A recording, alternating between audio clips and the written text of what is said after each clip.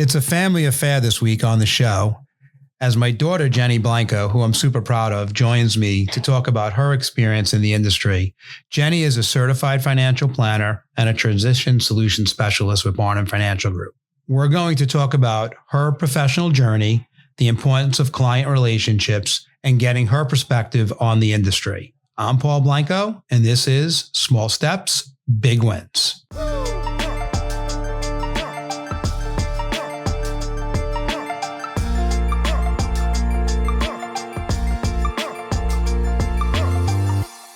All right. Well, Jennee Blanco, welcome to Small Steps, Big Wins. I am so happy. When I was really dreaming about this podcast, one of the first people I thought I'd want to have on was you. And I'm so glad to have you on today. And, you know, obviously, guys, last name's the same. Jenny's my daughter, my oldest daughter. And she's been in the business for 4 years now. And I'm so happy to have you on the show today.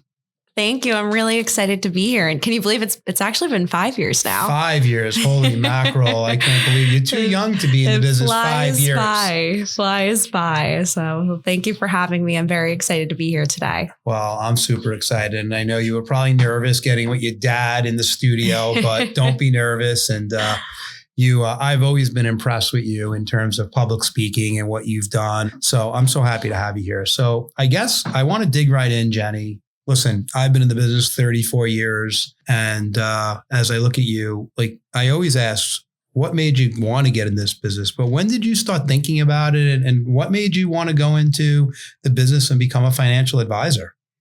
So I always knew I wanted to be in the world of finance. I just did not know exactly what. And I've been really lucky with my background to be able to experience the different areas and parts of Barnum throughout my college internships and even before that. And I think the biggest thing that made me want to become an advisor was when I finally got to spend a summer with one of the Barnum advisors in our New York City office and see the true impact that he was making on a day-to-day basis with his clients. And that's when I really realized that this field wasn't just sitting behind a desk all day and crunching numbers, but truly building relationships, having conversations with people, and putting them in a better spot than where they initially met you. And that's really where I fell in love with being an advisor and having that relationship building rather than just the numbers part of finance and generating something that was bigger than myself and something that was creating a positive impact in the people that we served. Well, it's interesting that you say that. It was very similar for me. And I remember I say to everyone, there was only one downside when I started.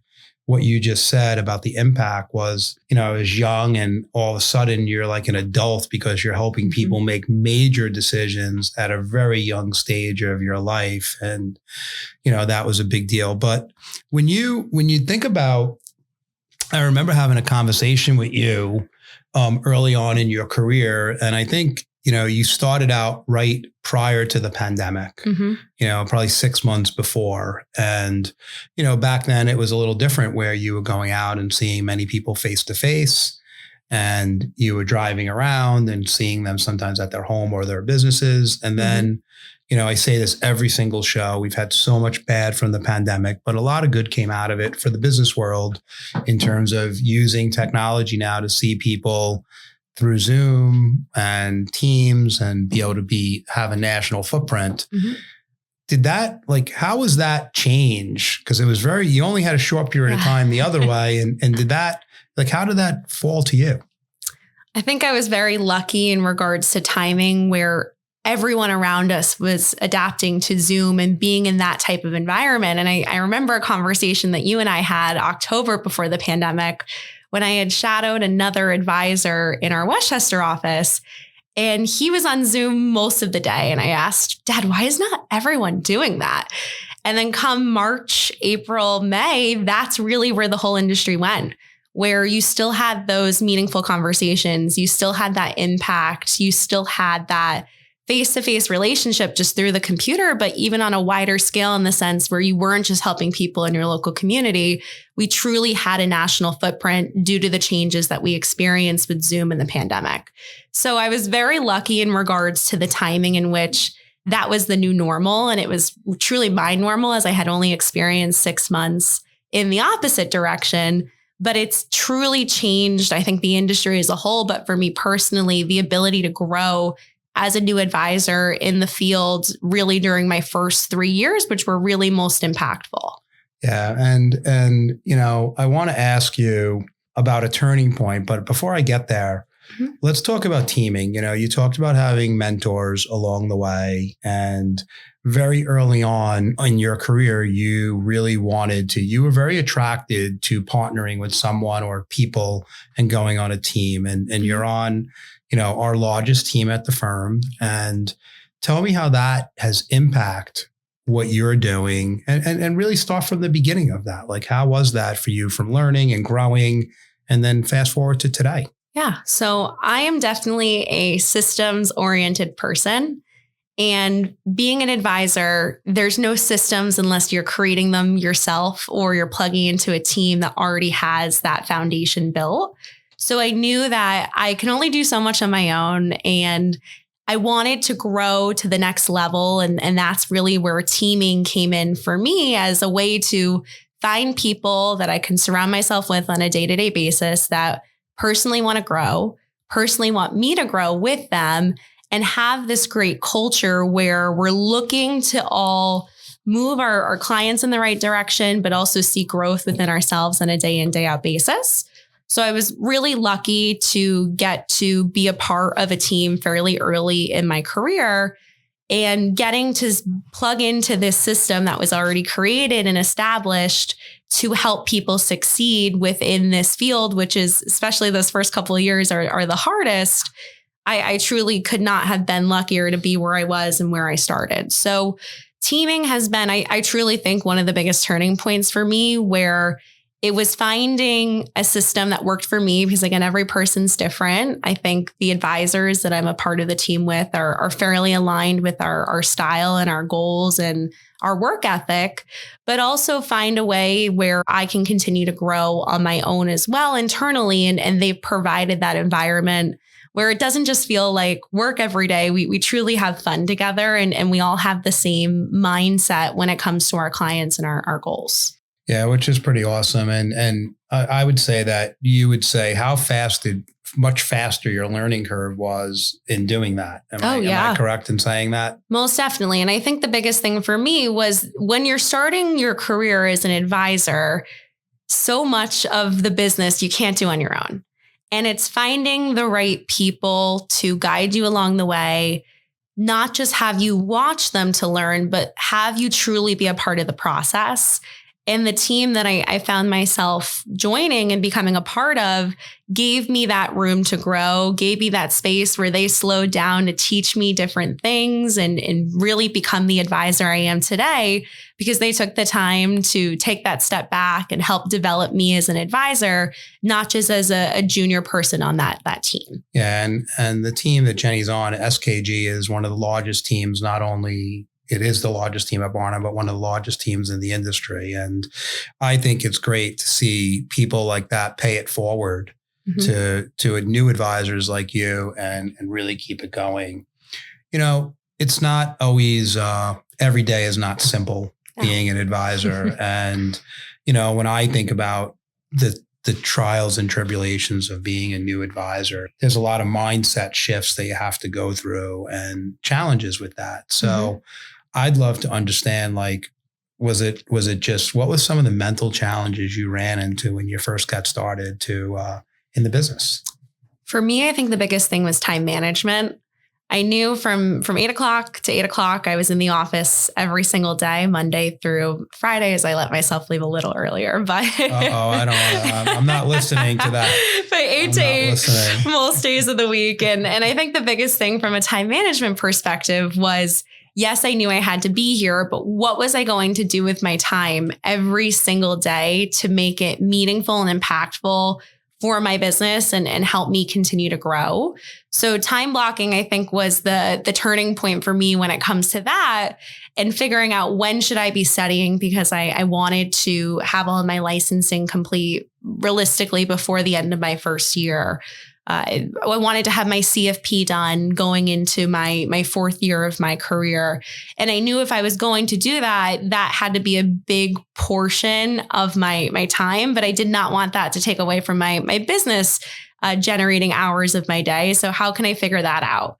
Then when it came to prospecting and making sure that that wasn't something that was falling to the wayside once I started running my own meetings and having my own clients, and just blocking out the time helped me make sure that I could still do everything I need to do and have a successful day while also moving forward and getting towards the goals that I wanted to accomplish. Yeah, I think that's great. And I do think, I remember as a young advisor, I'm thinking as you're saying time blocking, I remember we used to take different color markers and block our different colors, our book for appointments, for study, for, prospecting and do that. And it just brings me back because you're right. If you don't do that, as an entrepreneur, your business will actually go the wrong way if you don't have that time managed properly. When you think of doing what you did, early career, let's say the first 3 years, you had to really get that down. How is that 5 years in today? Are you still finding if you don't do that, it can hurt you to the business? For sure. And I think there's been plenty of times and even just the last 2 years where I've gotten away from it and have to take a step back, refocus, get back to the time blocking. And it's funny you said colors. You can do that in Outlook now with all of the really? the different colors. So yes. So I try to stay organized as much as possible. And even 5 years into the business, I'm still spending close to 10, maybe more hours a week, still prospecting and making sure that that's still a large part of my business, as I know that's really going to be the way I can grow the most. It's truly not what you're closing or doing on your own. It's what you're able to contribute to the larger group and continue to let that business grow as you grow as well. When you think about mentoring and doing, like you said, joint meetings with people, how impactful has that been to you? Because I think in the beginning, you obviously did mostly your joint meetings with someone that's more experienced than you. And do you do some with some people that are less experienced than you now? Yeah, there's definitely a good mix here. I think the biggest thing is when it comes to learning, we all have different learning styles and we all have different presenting styles. And what we've realized is I'm on a team of 11 different advisors. We all have the same foundation, but when it comes to how we're conveying it, it might be very different. And we've discovered that by sitting in on each other's meetings, doing joint work together, we're able to really take different pieces from each other's styles that we might have missed or forgotten along the way as we've continued to grow and bring that back into our own style and win more cases and win over more business that way by truly learning from each other in that capacity. So I think that's a big thing too when it comes to teaming is the senior partners might know a lot, but your junior partners or the people that start after you might know just as much, just in a different capacity. So it's taking from each other so that everyone grows in that same direction. Well, it's interesting that what you're talking about now about, working on your craft. And then when you were talking about time blocking, one thing I try to teach advisors when you first come in the business, you got to be very entrepreneurial, meaning listen to us and follow what we tell you. But then you got to ultimately become an entrepreneur. It's so different. But if you forget the entrepreneurial stuff, like the time blocking, eventually that will come back to really, really hurt you and your team. When I think of your team, there's a word, obviously you talked about, having fun with the team. And I think you guys have a lot of fun and you do a lot of things as a group. But one thing that I've been super impressed with is you guys do planning day for your team. And I think you do it once a month or once every 2 months. Once every 2 months now. Once every 2 months. So 6 times a year, you guys get together. Why don't you walk through what that is and how that works for, the rest of the people to hear about it? Yeah. So what we've discovered is over the years, we're all working so hard and yes, we have a lot of fun together, but most of the days we're in client meetings and busy when it comes to our day to day. So what planning day really is we're taking a step back from the business and getting back to the drawing board and saying, what are things that we can further improve on? And what are some ways that we can learn more, in essence, from each other to better our business and better our practice as a whole? So we just came off a planning day last week, and a lot of it was more or less different industry things that we might not all be aware of, that maybe someone on the team knows that someone else might not. And we learn and generate different ideas from each other. Sometimes it's taking a process and tearing it to different pieces and regrouping and figuring out different ways to make it more efficient or make it better. So what we've found Planning Day really does, though, is it brings us together as a group. And with everyone having such busy lives and busy calendars, to take that step back, work on improving our process and our craft together has been a great way to further our relationships with each other, but also benefit our clients in the long run. And our internal team. And that's the biggest thing here is the partners on our team have built this incredible infrastructure internally as well. And we're not as involved in the day-to-day as we used to be with them. So, and Planning Day really helps with making sure that we're not missing items on the internal side as well. I love that. And it's, there's a saying, right? Working in the business versus working on the business.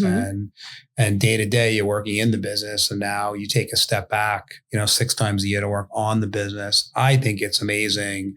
And I think enough people in this industry, even solo practitioners, maybe don't take the time to just step away for a day. Yeah. And plan out and think about the things you want to do to continue to grow. And let me just ask you this. Do you come out with an execution plan and then, do you guys go and execute it? Depends on the week. It depends on the month. But yes, usually. When it comes to the ideas, sometimes we're full of hundreds of different ideas just from the one day together. And we typically pick the top ones that we want to work to execute. And sometimes it's 2 advisors working together to execute, and we come back with different ideas for the next one and what's working, what's not from the different execution items. But we find ways to get everything done. Yeah, which is awesome. Yes. So let's talk about your day to day. So, you talked a little about the beginning, but your time block, you still make sure you get your 10 hours of prospecting in. But what is your day to day like now today? So now being 5 years in, it's been a lot more meeting driven compared to just prospecting as it was earlier in my career. So typically what I like to still do is spend my morning before 9 a.m. just answering emails. And I try to keep my inbox closed throughout the rest of the day, but it's sometimes not always easy to do, but just use that time to get back to people from the evening before and make sure that I'm focusing on revenue producing items past 9 a.m. From there, I typically will spend the first couple hours of the day prospecting. I typically find it's best to reach people in the morning. If I leave a voicemail, they'll call me back before the end of that day. And knowing that I have that opportunity in my calendar later that day definitely helps. Then the rest of my week is typically within meetings. So I typically have 5 to 7 introductory calls a week. From there, typically 10 to 15 more or less sales appointments, whether it's we're going through an analysis, we're giving recommendations, we're getting through a Q&A after recommendations. And then I typically have anywhere from 7 to 10 reviews with my existing clients. So over the years, I've definitely built up a fairly sizable practice thus far. And I've found that client reviews definitely take up a decent amount of time there as well. But it's always great to revisit, see our clients make changes to their financial plans on a needed basis going forward and finding ways to further improve our relationships. And I think something that we've done a lot this year is emphasize on that balanced practice when it comes to reviews. So whether it's just an investment client or someone that did everything from a financial planning standpoint, getting back to it, reviewing the estate planning, reviewing and making sure that they have the right resources when it comes to tax planning, protection being one of the biggest ones that we're really working towards this year and revisiting with our personal clients, that if we're not covering them in those areas and they have a gap, we want to be the people that are filling that. We don't want them going somewhere else to find that. So I feel like we've done a great job with our existing clients this year, and it's definitely taken time to get to that point, but reviews definitely take up a good chunk of that. But we're looking to find new business opportunities, even in those meetings as over time as well.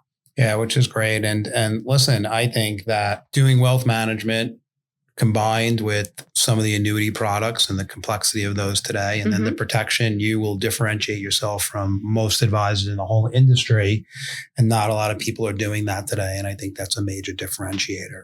So let's talk about transition solutions for a minute. I mean, it's a program we have here at Barnum. And being a transition solution expert or a specialist, which I'll say for you is someone that is working with people that are leaving companies that have a short period of time, 31 days, to decide what to do with their life insurance. How has that program worked for you and your team, and how has it helped you to continue to grow your practice? Yeah, it's definitely been one of our largest sources as a team in general, in the sense where we receive a lot of our prospects through the program. And what makes the program so unique for the firm as a whole is the ability to help people in a time in which they're vulnerable. So when we think about going through a job transition, whether it's right now what we're experiencing, lots of layoffs, it could be maybe moving on to a new employer, retiring. You're typically going through a change in many, many different areas. And being the person to assist and help cross some of these items off their list at a time where they're overwhelmed, they don't know what options they have available, and providing them with some sense of peace and guidance has been a huge opportunity in the sense to continue our mission, which is to continue to help people.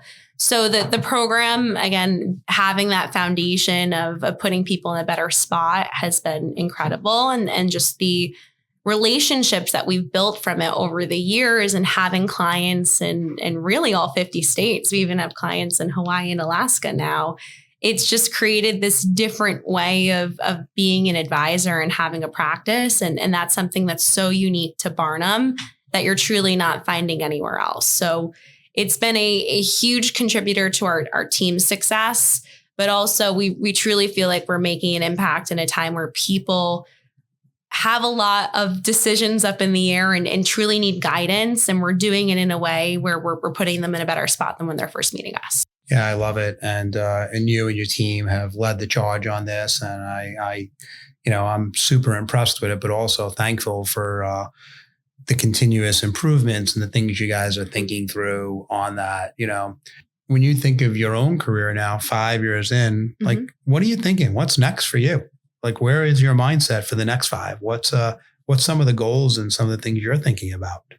So the biggest thing is just continued growth. And I think for me, having my CFP was one of my biggest goals in mind, and getting that done last year was a huge breath of fresh air, number one, in the sense of being done with the studying, but also a huge confidence booster for me in regards to the fact that I know I'm doing what's best for my clients. And I have the knowledge behind me and the continued education on that front to be able to put people in a better spot. So right now it's just growth mode, and making sure that the numbers that I am able to do this year and the people that I'm able to help this year only keeps on growing from year to year.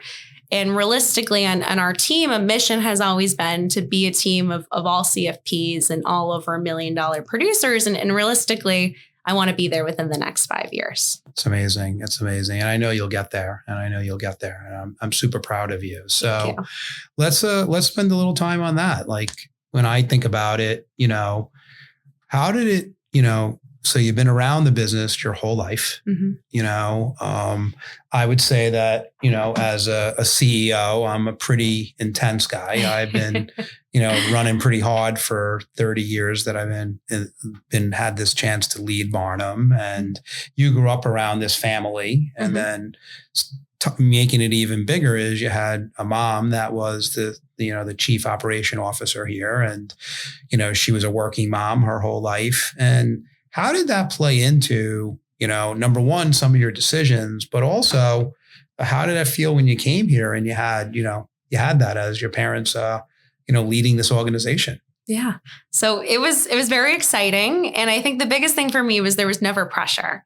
And out of my 3 siblings, I was the one right off the bat that said, this is what I want to do. I want to work at Barnum. I didn't know in what capacity, but I knew I'd be at Barnum at some point in my career.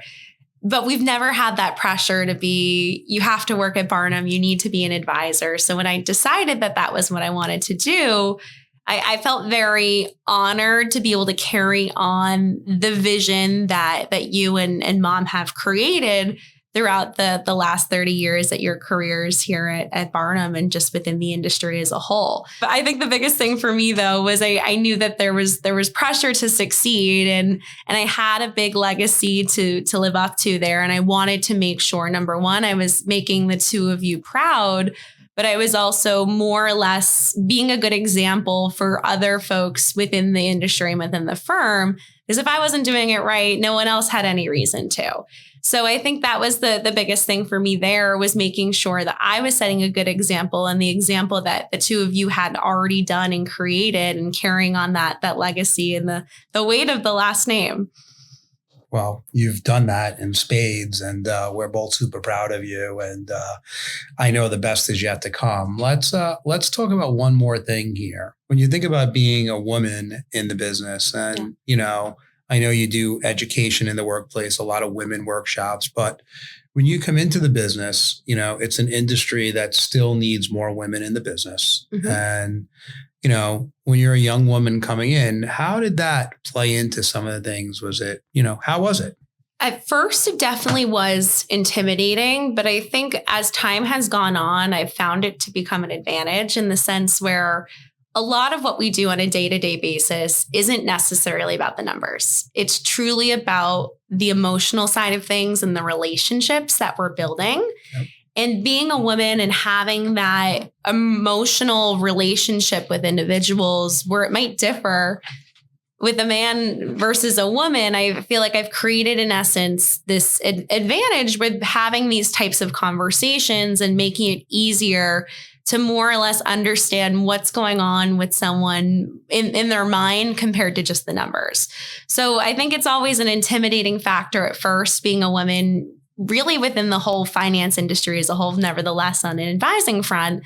But I think at the end of the day, it really comes back to relationships. And women can create relationships the same exact way men can, if not better. Yeah, I think better, actually. And now as we come to a close here, you talked about earlier, the 8 to 8s. And I know I forgot what you said about Fridays, but I'll remember that maybe later. But, the 8 to 8, Mondays through Thursday, and really focused, and the studying and all that.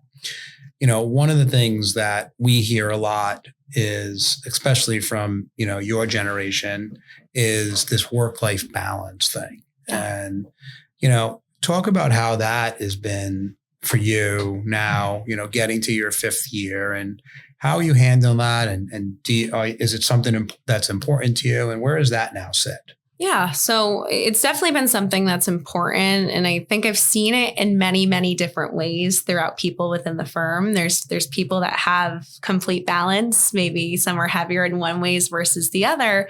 But I've always known that eventually I want to have a family, and that's really where I need to have that balance the most. So putting in the extra work over these last 5 years to eventually get to that point and hit my goals faster has truly been the best way to know that I have that balance now, and I will for the rest of my life, with getting my career more or less off the ground faster than a lot within the industry as a whole. So I think it's incredibly important. And I think the biggest thing is there's always going to be sacrifices. And if you can make them at the beginning of your career versus later on, you're going to be much happier from what I've seen and what I've experienced. So, and that all comes back to the goals and making sure that when you create goals, they're number one, realistic and measurable, but it's not something that you just create January 1st and look at December 31st. And that's something the team has really helped me with moving along and making sure I'm measuring, is that as time goes on, I'm making sure that I'm keeping track of them, not just once or twice a year, really every couple of months, and ensuring that this balance that I want and desire is something that can be realistic. And I think measuring goals in that capacity has helped that. has created that now and will only make that easier as time goes on, as my practice continues to grow. I love it. I love it. And listen, I think it's, I agree with you. When you're younger, and it's a lot less hard to have a little bit of that when you're younger. So the last one is, the industry has a huge problem right now. 40% of advisors are over 55 and only 9% are under 30. And, I think it's the greatest career for what you just said, to come in when you're a lot younger, because you have the time to put that in before you have a family and some of the bills that you might have. And so, what advice would you give someone if that was thinking of or coming into the business today? What would you say to them if they're just getting started out? In fact, you have a brother that just started in the business brand new. He's only in the business 90 days. What advice would you give them? I think the biggest thing is get the licensing out of the way as quickly as possible. You never want that to be in the way of the people you can work with and the people that you can see and the people you can help. Yep. So licensing is number one, and knowing that it's going to be hard. Those first really 3 years, it's not easy, and the career is not designed to be easy. But once you can get past those 3 years and build those relationships, have the clients, and have that sense of confidence, it's truly something that you can do, I wouldn't say with ease, but a lot easier for the rest of your life. Yeah, I would say it gets less hard. Right? Yes, definitely. So, and surround yourself with people that also want to grow at the same rate that you're growing. And that's really where, again, teaming, I've been so lucky, is the 4 other juniors that I, in essence, started with or started around the same time, we push each other every day. And if I'm not on the phone or if I'm not in meetings, they're the first people to knock on my door and say, Jennee, what's up? And having that sense of accountability, but also partnership and friendship where we all want to grow in the same direction, has helped me really get to the point where I am today. So finding those people early in your career will only help you grow at a faster rate. Yeah. And then what about the CFP? That's another one. I think that's a big thing where I got it in just the beginning of my 4th year within the business. And that was a huge confidence boost for me. And I think knowing your craft, having the CFP is a big aspect of that. And the studying and the hours that go into it are important, but also just the knowledge difference that you have versus any other advisor that your clients might be having conversations with or working with are going to be completely different with the knowledge that the CFP provides to you. Yeah, so I love it. Well, listen, Jen, as your dad, I'm going to try not to get emotional here. I want to say I'm super proud of you. Thank you. And wow, first time on the show that this happened, but super proud. I speak for Mom and I, and Thank you. We're so proud of you as a young woman, and we've been proud of you your whole life and what you've accomplished in this business. And when I think of small steps, big wins, you've been taking them your whole life, and you're going to continue to win big. So congratulations. Thank you so much. It's been an honor to be here today and be a part of this. Thank you. All right, guys, everybody have a great day. Make sure you look at us on Apple and Spotify. Give us 5 stars, especially this show. And thank you again to all the listeners. Thank you for listening to Small Steps, Big Wins. Please rate, review, and subscribe on Apple Podcasts, Spotify, or wherever you listen to your podcasts. All opinions expressed by the program participants are solely their current opinions and do not reflect the opinions their respective parent companies or affiliates or the companies with which the program participants are affiliated. Investments or strategies mentioned in this program may not be suitable for you, and you should make your own independent decision regarding them. This material does not take into account your particular investment objectives, financial situation, or needs, and is not intended as recommendations appropriate for you. You should strongly consider seeking advice from your own investment advisor. Securities and investment advisory services offered through qualified registered representatives of MML Investor Services, LLC. Member SIPC, 6 Corporate Drive, Shelton, Connecticut, 06484, telephone number 203-513-6000.